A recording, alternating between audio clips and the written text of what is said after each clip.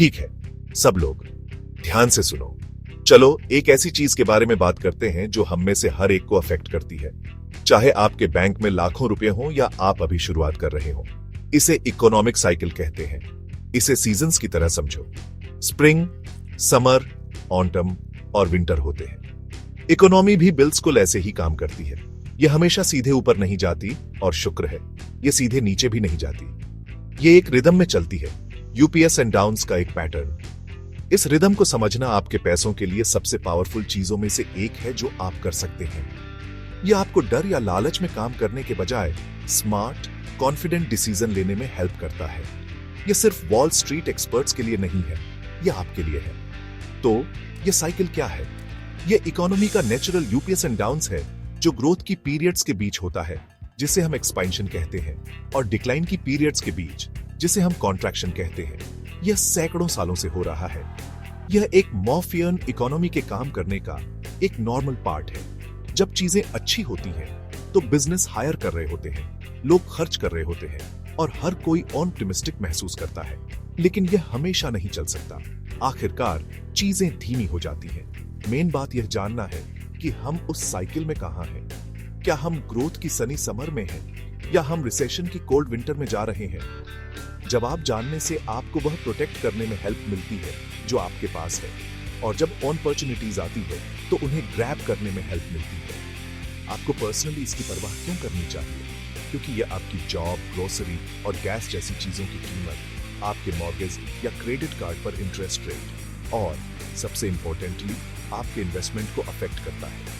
जब आप टीवी पर इकोनॉमी के बारे में न्यूज सुनते हैं तो यह डरावना और कॉम्प्लिकेटेड लग सकता है, लेकिन एक बार जब आप बेसिक पैटर्न को समझ जाते हैं तो आपको कंट्रोल मिल जाता है। आप इकोनॉमिक न्यूज के एक पैसिव विक्टिम होने के बजाय अपने फाइनेंशियल फ्यूचर में एक एक्टिव, इन्फॉर्मेड पार्टिसिपेंट बन जाते हैं। आप डेली हेडलाइंस से परे बड़ी पिक्चर देख सकते हैं और ऐसे चॉइसेस बना सकते हैं जो आपको न केवल आज बल्कि आने वाले दशकों तक सर्व करेंगे। यह मार्केट को परफेक्टली टाइम करने के बारे में नहीं है। मैं क्लियर कर दूं, कोई भी ऐसा नहीं कर सकता, न मैं न कोई और। यह उस एनवायरनमेंट को समझने के बारे में है जिसमें आप इन्वेस्ट कर रहे हैं। यह जानने जैसा है कि रेनकोट पैक करना है या सनग्लासेस। आप खुद को उसके लिए तैयार करते हैं जो होने वाला है। साइकिल के 4 अलग अलग फेजेस, एक्सपेंशन, पीक, कॉन्ट्रैक्शन और ड्रॉप, और एक स्ट्रॉन्ग इकोनॉमी के साइंस के बारे में सीखकर आप खुद को एक रोड मैप दे रहे हैं।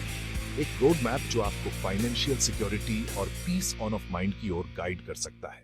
तो मेरे साथ बने रहो, क्योंकि यह नॉलेज आपकी पावर है। यह टाइम है इकोनॉमी कैसे काम करती है, इसके बारे में स्मार्ट बनने का। चलो अच्छे टाइम से शुरू करते हैं। यह एक्सपेंशन फेज है।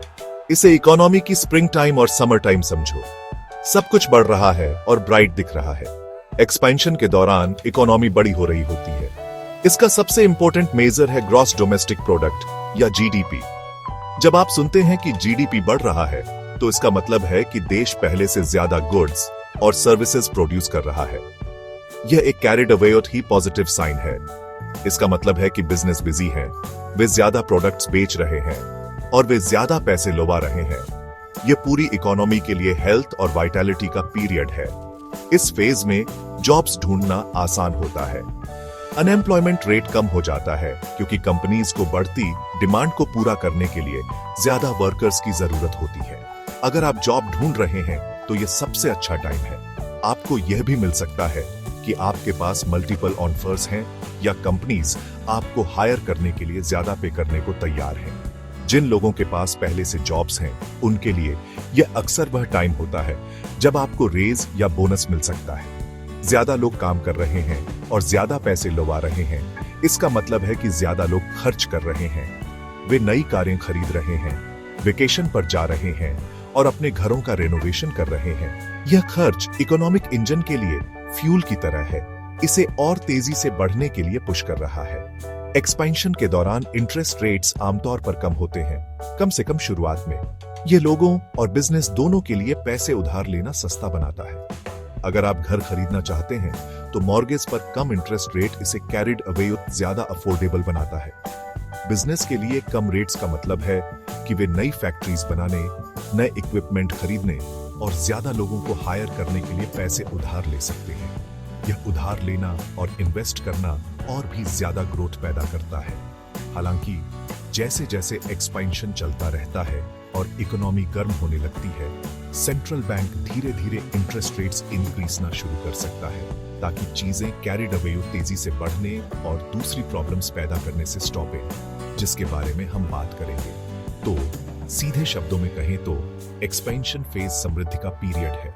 कॉन्फिडेंस हाई है, लोग अपनी फाइनेंशियल सिचुएशन और फ्यूचर के बारे में अच्छा महसूस करते हैं। बिजनेस ऑप्टिमिस्टिक हैं, वे अपनी ग्रोथ में इन्वेस्ट कर रहे हैं और प्रॉफिट्स बढ़ रहे हैं। यह एक पूर्ण साइकिल है जहां ज्यादा जॉब्स ज्यादा खर्च की ओर ले जाती है, जो ज्यादा बिजनेस ग्रोथ की ओर ले जाती है, जो और भी ज्यादा जॉब्स की ओर ले जाती है।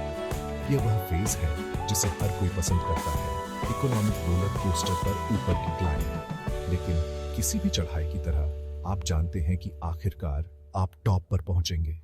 यह हमें साइकिल के अगले फेज पर ले जाता है। एक्सपेंशन के एक अच्छे लंबे पीरियड के बाद इकोनॉमी आखिरकार अपने पीक पर पहुंच जाती है। इसे रोलर कोस्टर का सबसे ऊपर का हिस्सा समझो। बड़े ड्रॉप से ठीक पहले स्टॉपने का वह पल। पीक एक लंबा पीरियड नहीं होता, यह एक टर्निंग पॉइंट जैसा होता है। यह वह महीना या क्वार्टर होता है जब एक्सपेंशन खत्म होता है और इकोनॉमी धीमी होना शुरू होने वाली होती है। पीक पर सभी इकोनॉमिक नंबर्स शानदार दिखते हैं। जीडीपी ग्रोथ अपने सबसे मजबूत पर होती है और अनएम्प्लॉयमेंट अपने सबसे कम पर होता है। ऊपर से सब कुछ परफेक्ट लगता है। यह मैक्सिमम इकोनॉमिक आउटपुट का पल होता है। हालांकि इस चमकदार सतह के नीचे कुछ प्रॉब्लम्स पैदा होना शुरू हो रही होती है। एक्सपेंशन की कैरिड अवे सफलता असंतुलन पैदा करना शुरू कर देती है। फॉर एग्जाम्पल, क्योंकि हर कोई काम कर रहा है और खर्च कर रहा है, गुड्स और सर्विसेज की डिमांड सप्लाई से ज्यादा होना शुरू हो सकती है। जब कैरिड अवे ज्यादा पैसा कैरिड अवे कम गुड्स के पीछे भाग रहा होता है, तो क्या होता है? प्राइसें बढ़ जाती है। इसे इन्फ्लेशन कहते हैं। आपको यह नोटिस होना शुरू हो जाता है कि आपका ग्रोसरी बिल ज्यादा है, गैस ज्यादा महंगी है और सब कुछ बस ज्यादा महंगा लगता है। सेंट्रल बैंक यह सब होता देख चिंतित हो जाता है। चीजों को ठंडा करने और इन्फ्लेशन को कंट्रोल करने के लिए वे इंटरेस्ट रेट्स को और एग्रेसिवली इंक्रीज करेंगे। हायर इंटरेस्ट रेट्स इकोनॉमी पर ब्रेक की तरह काम करते हैं। लोगों के लिए मॉर्गेज या कार लोन लेना अचानक ज्यादा महंगा हो जाता है, इसलिए वे उन बड़ी खरीदारी को टाल सकते हैं। बिजनेस के लिए भी पैसे उधार लेना ज्यादा महंगा हो जाता है ताकि वे एक्सपैंड कर सके। वे एक नई फैक्ट्री के लिए प्लान कैंसिल कर सकते हैं या नए एम्प्लॉइज को हायर करने से रुक सकते हैं। साथ ही क्योंकि एक्सपेंशन के दौरान मटेरियल और लेबर की प्राइसें इतनी बढ़ गई हैं, बिजनेस प्रॉफिट्स कम होने लगते हैं। बिजनेस करने की लागत बढ़ जाती है, लेकिन वे हमेशा उन हायर कॉस्ट्स को कस्टमर्स तक नहीं पहुंचा सकते जो अपना खर्च कम करना शुरू कर रहे होते हैं।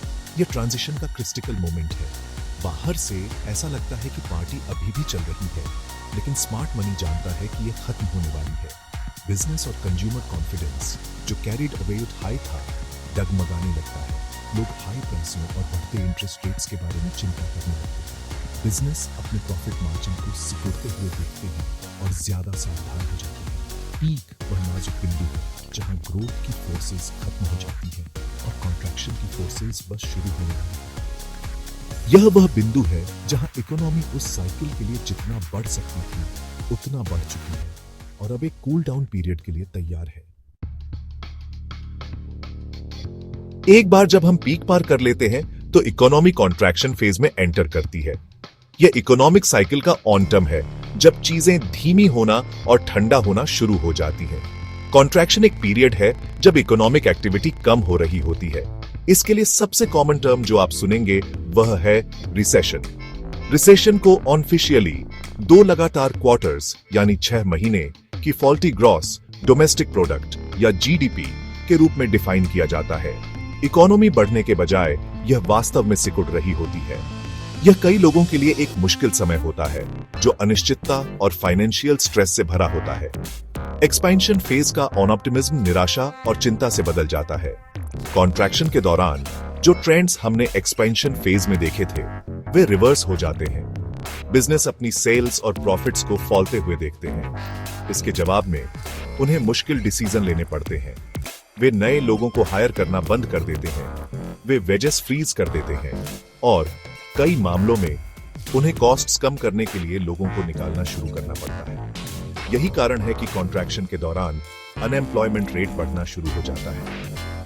जैसे जैसे लोग अपनी जॉब्स खोते हैं, उनके पास खर्च करने के लिए कम पैसा होता है। यह एक दुष्चक्र पैदा करता है। लोग कम खर्च करते हैं, इसलिए बिजनेस और भी कम पैसा लुआते हैं, जो उन्हें और वर्कर्स को निकालने के लिए मजबूर करता है, जिससे और भी कम खर्च होता है। इस फेज के दौरान कंज्यूमर कॉन्फिडेंस गिर जाता है। जिन लोगों के पास अभी भी जॉब्स हैं, वे भी डर जाते हैं। वे अपने दोस्तों या पड़ोसियों को निकालते हुए देखते हैं और वे चिंता करते हैं कि उनकी बारी भी आ सकती है। तो वे ज्यादा सेव करना और कम खर्च करना शुरू कर देते हैं। वे नई कार खरीदने से रुक जाते हैं, वे अपनी वेकेशन प्लान्स कैंसिल कर देते हैं और वे बाहर रेस्टोरेंट्स में जाने के बजाय घर पर खाते हैं। यह व्यापक कॉशसी, जबकि एक समझदार पर्सनल डिसीजन है, ओवरऑल इकोनॉमिक सिचुएशन को बदतर बनाती है। कंज्यूमर खर्च की लोई एक बड़ा कारण है कि कॉन्ट्रैक्शन जारी रहता है। बिजनेस के पास इन्वेस्ट करने या एक्सपैंड करने का कोई इंसेंटिव नहीं होता जब कोई उनके प्रोडक्ट्स नहीं खरीद रहा होता। इस मंदी के जवाब में सेंट्रल बैंक आमतौर पर इंटरेस्ट रेट्स कम करना शुरू कर देगा। वे ऐसा फिर से उधार लेने और खर्च को प्रोत्साहित करने की कोशिश करने के लिए करते हैं। पैसे को सस्ता बनाकर वे इकोनॉमिक इंजन को फिर से शुरू करने की उम्मीद करते हैं। हालांकि इनकम रेट्स को असर दिखाने में अक्सर लंबा समय लगता है। बिजनेस और कंज्यूमर वर्तमान के बारे में कैरिड अवे चिंतित होते हैं कि वे नया कर्ज लें, भले ही कम रेट्स पर भी। एक कॉन्ट्रैक्शन साइकिल का एक आवश्यक, हालांकि दर्दनाक हिस्सा है। यह इकोनॉमी का तरीका है कि वह उन अतिरेकों और इम्बैलेंसों को ठीक करे, जैसे कि हाई इन्फ्लेशन जो पीक के दौरान बन गए थे। कॉन्ट्रैक्शन के पीरियड के बाद इकोनॉमी आखिरकार बॉटम पर पहुंच जाती है। इस फेज को ट्रफ कहते हैं। इसे सर्दियों का सबसे ठंडा मौसम समझो। यह इकोनॉमिक साइकिल का सबसे निचला बिंदु है। ट्रफ पीक की तरह एक लंबा पीरियड नहीं होता, बल्कि एक टर्निंग पॉइंट होता है। यह वह पल होता है जब इकोनॉमिक डिक्लाइन आखिरकार रुक जाता है और एक नए एक्सपेंशन के लिए फाउंडेशन रखी जानी शुरू हो जाती है। इस बिंदु पर इकोनॉमिक न्यूज अपने सबसे खराब पर होती है। अनएम्प्लॉयमेंट रेट अपने सबसे हाई पर होता है। जीडीपी फॉलना बंद हो गया है, लेकिन अभी बढ़ नहीं रहा है और सामान्य भावना बेहद नेगेटिव है। ऐसा लगता है कि बुरे दिन कभी खत्म नहीं होंगे। लेकिन ठीक इसी अधिकतम निराशा के बिंदु पर चीजें पलटना शुरू हो जाती हैं। रिसेशन की सुधारात्मक ताकतों ने अपना काम कर दिया है। इन्फ्लेशन अब कोई समस्या नहीं है, क्योंकि डिमांड इतनी लोजोर रही है। वास्तव में कुछ चीजों की प्राइसें शायद गिर भी गई हो। जिन व्यवसायों ने मंदी को झेला है, वे अब कैरिड अवे दुबले और कुशल हैं। उन्होंने सारी अनावश्यक लागतें काट दी हैं और यथासंभव लागत प्रभावी ढंग से काम कर रहे हैं। इंटरेस्ट रेट्स सबसे निचले स्तर पर हैं, क्योंकि सेंट्रल बैंक इकोनॉमी को इंक्रीजवा देने के लिए सब कुछ कर रहा है। कम प्राइसों, दुबली कंपनियों और सस्ते पैसे का यह कॉम्बिनेशन रिकवरी के लिए एक उपजाऊ जमीन तैयार करता है। जीवन के पहले संकेत अक्सर सूक्ष्म होते हैं। शायद कुछ प्रमुख इंडस्ट्रीज जैसे हाउसिंग या टेक्नोलॉजी डिमांड में थोड़ी वृद्धि देखना शुरू कर देती है। इंटरेस्ट रेट्स इतने कम होने के कारण कुछ लोग जिन्होंने घर खरीदने से मना कर दिया था, वे तय करते हैं कि अब सही समय है। बिजनेस जिन्होंने सालों से अपने इक्विपमेंट को अपग्रेड करना टाल दिया था, आखिरकार ज्यादा कंपेटिटिव बनने के लिए नई टेक्नोलॉजी में इन्वेस्ट करने का फैसला करते हैं। खर्च के ये छोटे पॉकेट्स इकोनॉमी में फैलना शुरू हो जाते हैं। एक कंपनी जो सॉफ्टवेयर बेचती है, वह कुछ नए सेल्स पर्सन को हायर कर सकती है। एक कंस्ट्रक्शन कंपनी कुछ वर्कर्स को हायर कर सकती है। यह एक धीमी और नाजुक शुरुआत है। यह वह बिंदु है जहां साइकिल खुद को रीसेट करती है। कॉन्ट्रैक्शन का दर्द खत्म हो गया है और एक नए एक्सपेंशन की धीमी स्थिर चढ़ाई शुरू होने वाली है। कंज्यूमर कॉन्फिडेंस अभी भी कैरिड अवे कम है, लेकिन यह खराब होना बंद हो गया है। स्टॉक मार्केट जो अक्सर इन बदलावों का अनुमान लगाता है, शायद पहले ही रिकवर होना शुरू हो गया हो, भले ही इकोनॉमिक न्यूज अभी भी खराब हो। ट्रफ रिसेशन के अंत और रिकवरी की शुरुआत को दर्शाता है। यह वह पल है जब अगले एक्सपेंशन का बीज बोया जाता है, जो अगले इकोनॉमिक स्प्रिंग में विकसित होने के लिए सही परिस्थितियों का इंतजार करता है। अब इन सबको आपके पैसे से जोड़ते हैं, खासकर स्टॉक मार्केट से। स्टॉक मार्केट इकोनॉमी के साथ बिल्कुल परफेक्टली नहीं चलता। लेकिन वे कैरिड अवे क्लोजली रिलेटेड हैं। स्टॉक मार्केट को हम लीडिंग इंडिकेटर कहते हैं। यह एक क्रिटिकल पॉइंट है। इसका मतलब है कि स्टॉक मार्केट आमतौर पर ओवरऑल इकोनॉमी से पहले ऊपर या नीचे जाना शुरू कर देता है।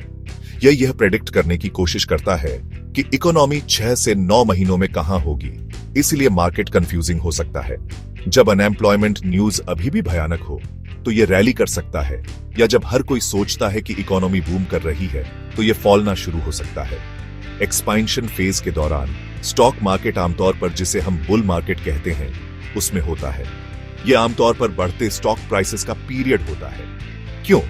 क्योंकि एक्सपेंशन के दौरान बिजनेस ज्यादा पैसा लुभा रहे होते हैं, कॉर्पोरेट प्रॉफिट्स बढ़ रहे होते हैं और शेयर प्राइसेस बस एक कंपनी की करंट और फ्यूचर अर्निंग्स का रिफ्लेक्शन होते हैं। जब इन्वेस्टर्स कम अनएम्प्लॉयमेंट और स्ट्रांग कंज्यूमर खर्च के साथ एक हेल्दी इकोनॉमी देखते हैं तो वे फ्यूचर के बारे में ऑप्टिमिस्टिक होते हैं। वे कंपनीज के शेयरों के लिए ज्यादा पे करने को तैयार होते हैं, क्योंकि वे उम्मीद करते हैं कि वे कंपनीज कैरिड अवे अच्छा करेंगी। ये कॉन्फिडेंस और खरीदने का समय होता है। इसके उलट कॉन्ट्रैक्शन फेज या रिसेशन के दौरान स्टॉक मार्केट आमतौर पर बेयर मार्केट में एंटर करता है, जो फॉलते प्राइसेस का पीरियड होता है। जैसे ही मार्केट को यह महसूस होता है कि पीक पार हो गया है और मंदी आने वाली है, इन्वेस्टर्स बेचना शुरू कर देते हैं। वे अनुमान लगाते हैं कि इकोनॉमी के सिकुड़ने से कॉर्पोरेट प्रॉफिट्स फॉलेंगे। वे बढ़ते अनएम्प्लॉयमेंट और कम कंज्यूमर खर्च के बारे में चिंता करते हैं। डर हावी हो जाता है और स्टॉक प्राइसेस नाटकीय रूप से गिर सकते हैं। बेयर मार्केट अक्सर रिसेशन के ऑफिशियली अनाउंस होने से पहले शुरू हो जाता है, क्योंकि स्मार्ट इन्वेस्टर्स बुरी खबर के अनुमान में बेचते हैं।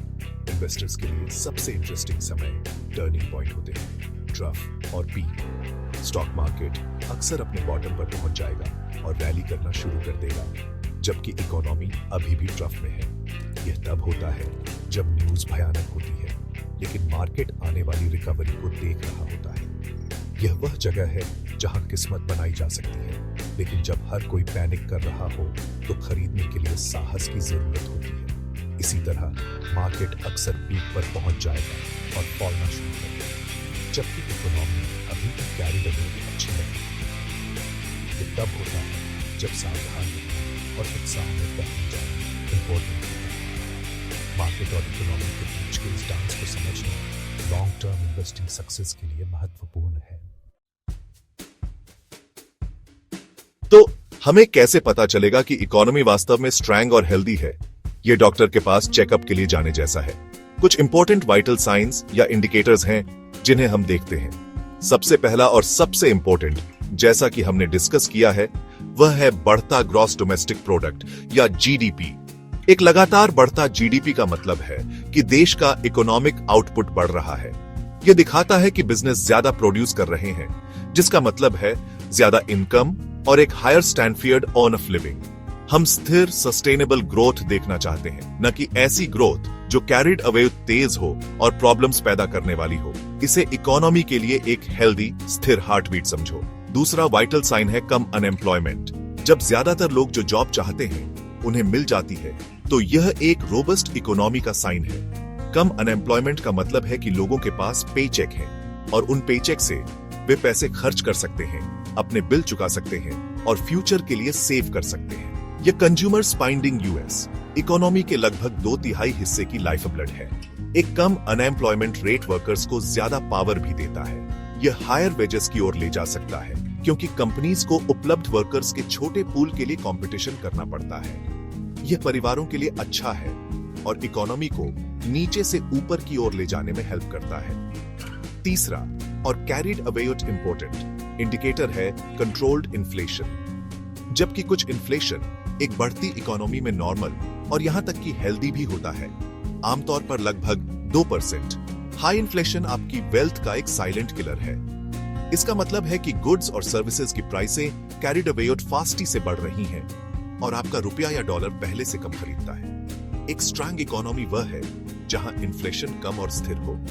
ये प्राइस स्टेबिलिटी बिजनेस और कंज्यूमर्स को कॉन्फिडेंस के साथ फ्यूचर के लिए प्लान बनाने की अनुमति देती है। इसका मतलब है कि सेंट्रल बैंक को इंटरेस्ट रेट्स को कैरिड अवे ज्यादा इंक्रीज कर ब्रेक लगाने की जरूरत नहीं है, जिससे इकोनॉमिक ग्रोथ रुक सकती है। आखिर में हम कैपिटल इन्वेस्टमेंट और पॉलिटिकल स्टेबिलिटी को देखते हैं। एक स्ट्रांग इकोनॉमी वह है जहां बिजनेस लॉन्ग टर्म इन्वेस्टमेंट करने के लिए पर्याप्त कॉन्फिडेंट होते हैं।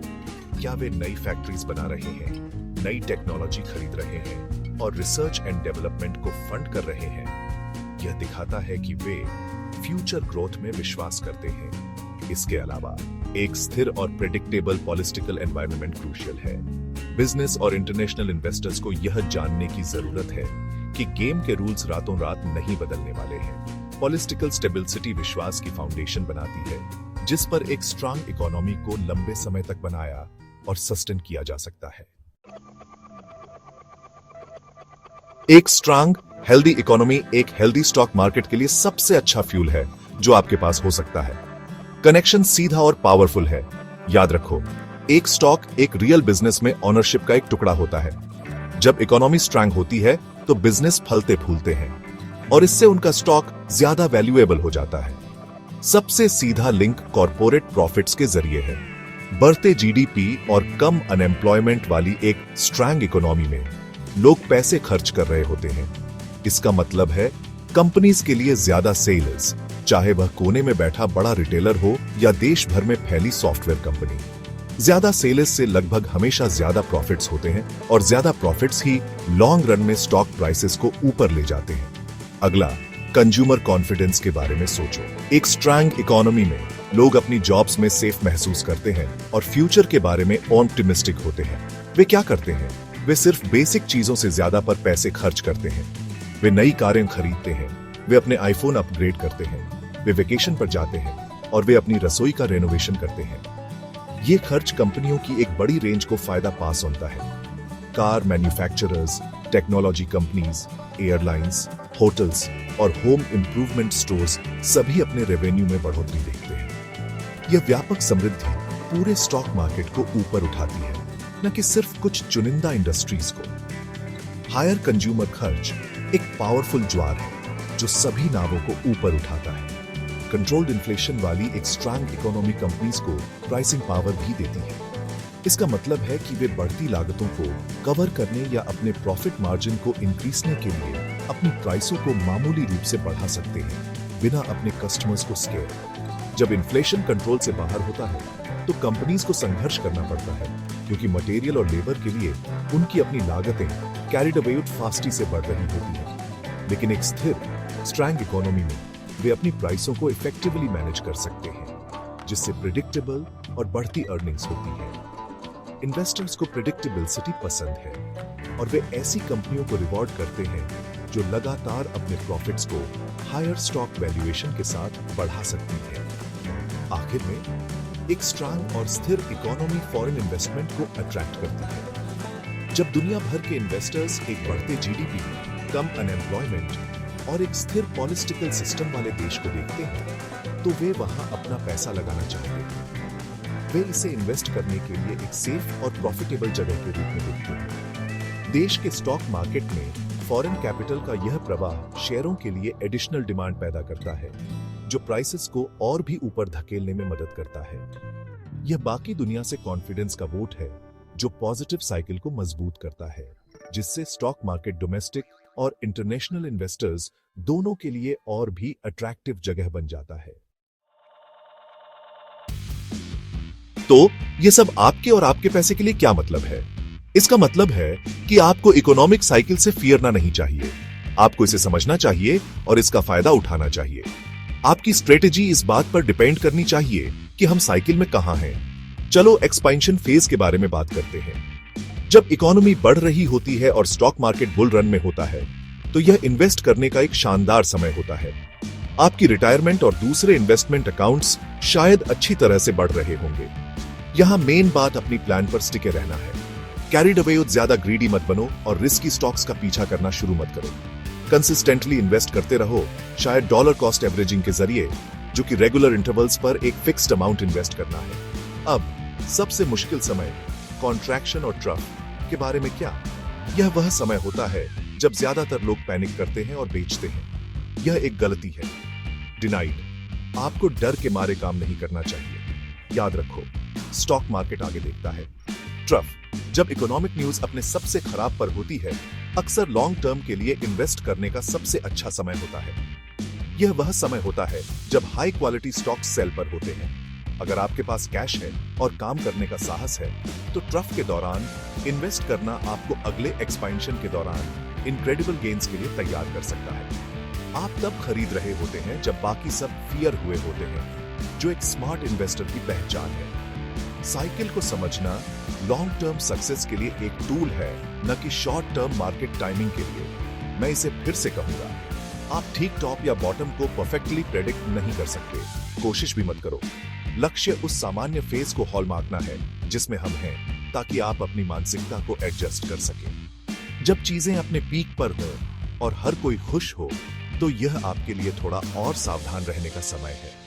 शायद अपने पोर्टफोलियो को रिबैलेंस करो, ताकि यह सुनिश्चित हो सके कि आप स्टॉक्स के लिए कैरिड अवे ज्यादा एक्सपोज नहीं हुए हैं। जब चीजें ट्रफ में हो और हर कोई डिस्पेयरवादी हो, तो यह आपके लिए थोड़ा और एग्रेसिव होने का समय है, अगर आपकी फाइनेंशियल सिचुएशन अनुमति देती है। सबसे इंपॉर्टेंट सलाह जो मैं आपको दे सकता हूं, वह यह है कि लंबे समय तक इन्वेस्टेड रहे। इकोनॉमिक साइकिल में हमेशा यूपीएस एंड डाउन्स होंगे, लेकिन इकोनॉमी और स्टॉक मार्केट का लॉन्ग टर्म ट्रेंड हमेशा ऊपर की ओर रहा है। साइकिल्स के रिदम को समझकर आप सबसे बड़ी गलतियों से बच सकते हैं। लालच के मारे हाई खरीदना और डर के मारे लो सेल। आप अनुशासित रह सकते हैं और अपने लॉन्ग टर्म गोल्स पर फोकस कर सकते हैं। जैसा कि लेजेंडरी इन्वेस्टर वॉरेन बफेट ने फेमसली कहा था, जब दूसरे ग्रीडी हो तो फिरो, और जब दूसरे फिरे हुए हो तो ग्रीडी बनो। यही मेरे दोस्तों सच्ची स्थायी वेल्थ बनाने का सीक्रेट है।